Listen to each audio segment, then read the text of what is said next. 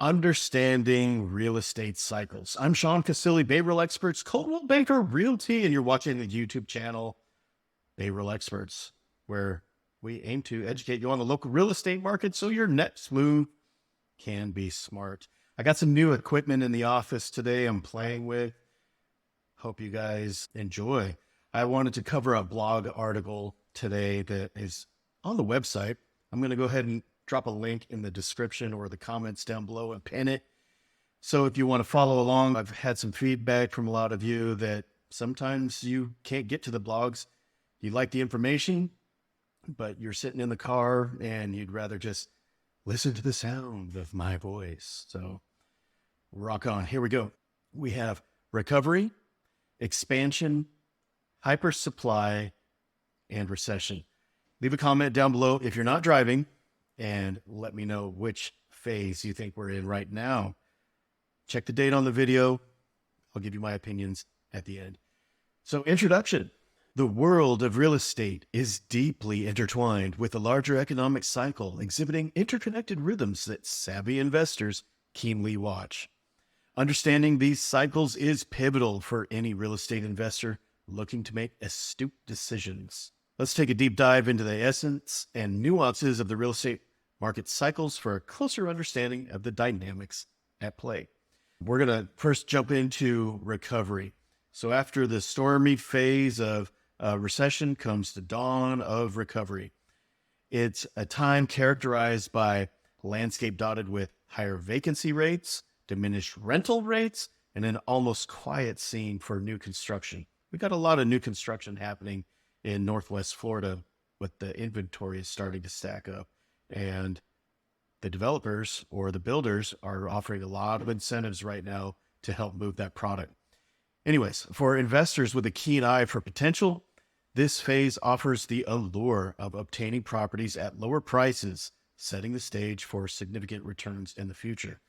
Going back to me talking about builders, a lot of times because of this factor, investors wanting to pick up those newer properties, turn them into rentals, a lot of their restrictions will come in when purchasing these. So they don't really want to go for investors first and foremost.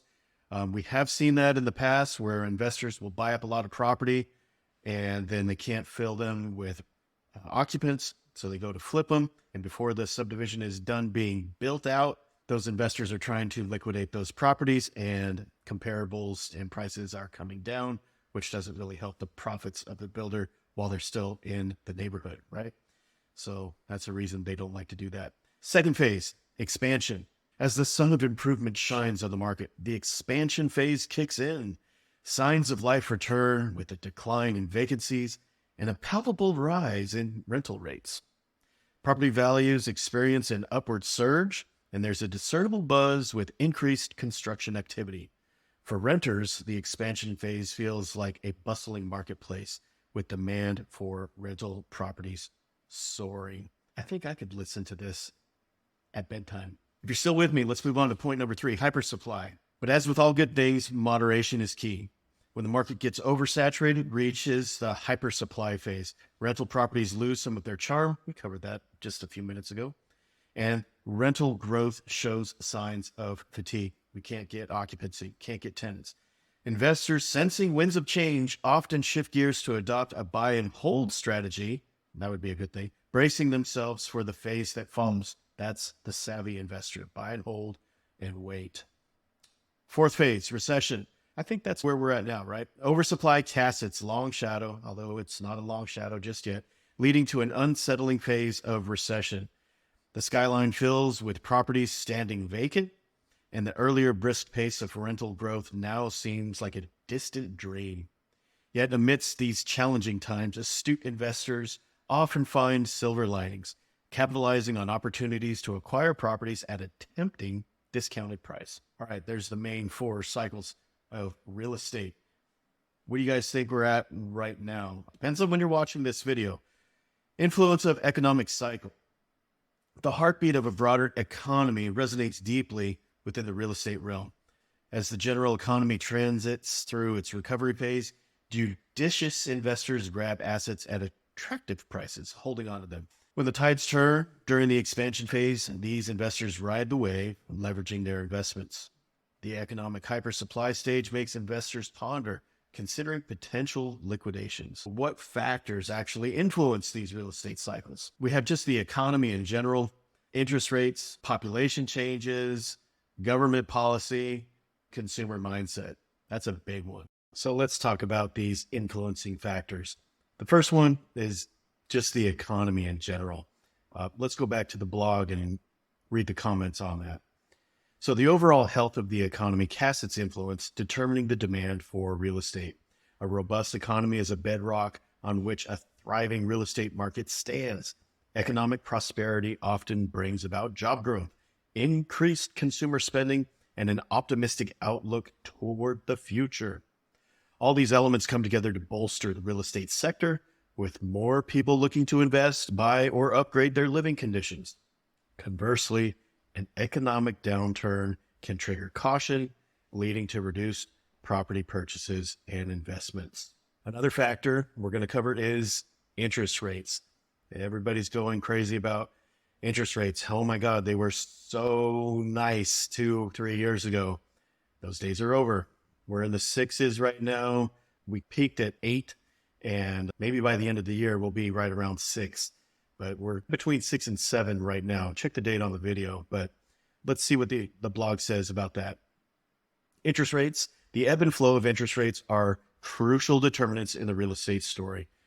They shape the contours of affordability, thereby influencing demand dynamics. When interest rates are low, borrowing becomes more affordable, enticing more individuals to take on mortgages and invest in property.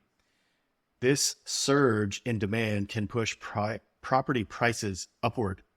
However, when rates rise, the cost of borrowing increases, leading to a potential slowdown in property purchases and possibly cooling off a heated market. So interest rates go down, property rates or listing prices tend to go up, selling prices go up, and they have this kind of effect on each other. So if you can time it right, you can do pretty good. Sorry about that. But in general, over time, property prices appreciate in value. Interest rates can fluctuate, but over time, your value on your property, if you have an investment, if you buy and hold, you're going to see appreciation with a long-term hold. So let's go back to other influencing factors. Population changes. Shifts in population have a way of subtly altering market dynamics, making it a factor that can't be overlooked. Changes in age distribution, urbanization trends, and migration patterns can reshape the real estate landscape.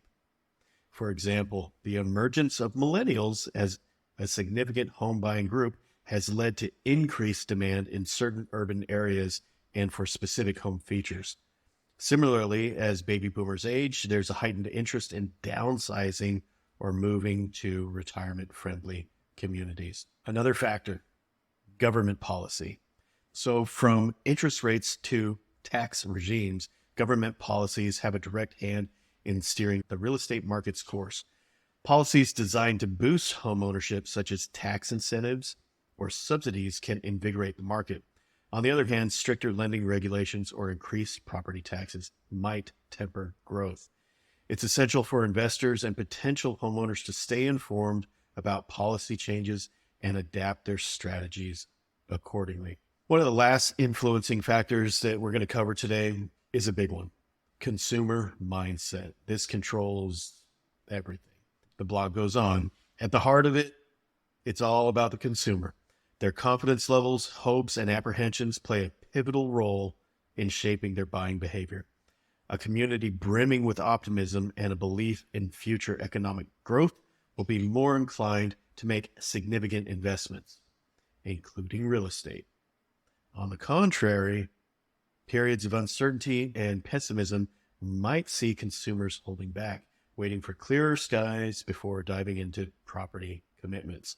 Investing based on cycle. It depends on why you're getting into real estate. If you need a place to live, market conditions may not be a factor. You may just need to go for it, whether it's a relocation need or the amount of people in your house is growing and you have a need or you need to downsize. The market doesn't really care about your personal needs on timing. So that may be something that may not apply. But if you're looking at real estate from an investment standpoint, each phase of the real estate cycle presents a unique set of opportunities and challenges. So as a recap, during the recovery phase, the emphasis is on buying at lower prices.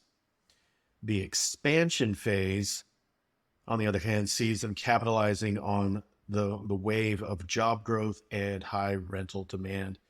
And then third, in the hyper supply phase, which I think we're in that, check the date on the video, and headed towards recession, buckle up 2024. But during this time, it's a time for investors to be doing some introspection and some planning. And then when we get into that recession phase, it's often paving the way for procuring properties at significantly reduced prices. So we might be teetering on that right now. So if you want to have some help in navigating these waters, there's little micro markets within a general market. But in order to navigate these complex waters locally, give us a call if you want some help. Bay Real Experts. We'll leave some links down below to meet the team. If you're looking for a career in real estate and want to join the team, there's a form for you to fill out there as well. We'd love to have a chit chat with you. So again, if you want to read this article on our website, we'll leave it linked down below. So if you guys found this video particularly helpful, entertaining, or you just liked it, do that full YouTube thing. Hit the like button. And if you guys want, it really helps support the channel if you click the subscribe button. If you made it this far, do the YouTube thing. You're a diehard YouTuber, do the YouTube thing. We'll catch you guys on the next one. Bye for now.